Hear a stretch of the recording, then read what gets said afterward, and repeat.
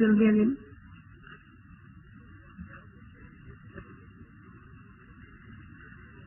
Madam, I would like to raise two areas for review concerning the investigation and pre-trial stages of criminal cases. First, I would like to revisit the suggestion to video record the statements given by accused persons in custody, which Mr. Kumar just touched on. This practice of video recording is in place in various jurisdictions, including Australia, the United Kingdom, South Korea, and Taiwan. Its purpose is as a safeguard to ensure that the person in custody gave his statement voluntarily and that the words in the statement fell from the accused's own lips and were not force-fed. I first raised this issue during MinLaw COS 5 years ago in 2008. At that time, the government response was that video recording does not ensure that statements are voluntarily given.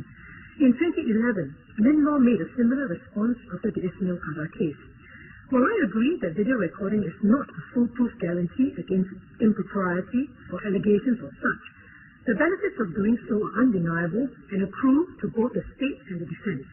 For the state, it offers significant protection to our law enforcement officers against groundless allegations that they threatened the accused or subjected the accused to duress.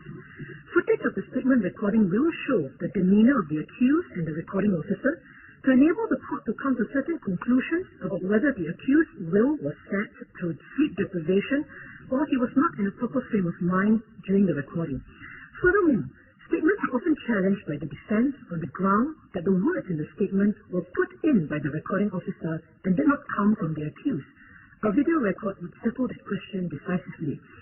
In other countries, video recording has been found to save police and court time, as both sides may decide not to pursue certain matters after viewing the recording.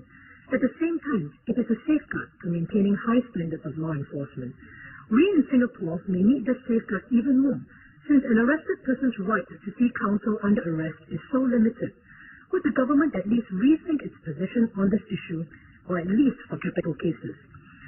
Secondly, the Criminal Procedure Code 2010 introduced a new pre-trial case disclosure regime where both prosecution and defense are required to disclose evidence relevant to the case well ahead of trial. Since its implementation, I have assisted as defense counsel in a few court cases under the framework, and I can see its value and contribution towards a fair trial. Currently, only district court cases under the Penal Code and selected statutes come under the disclosure regime. Other cases, for example, those charged under the Prevention of Corruption Act, have not been brought under the framework yet. As the framework has proven useful and successful, when will its scope be extended to cover other laws like the PCA?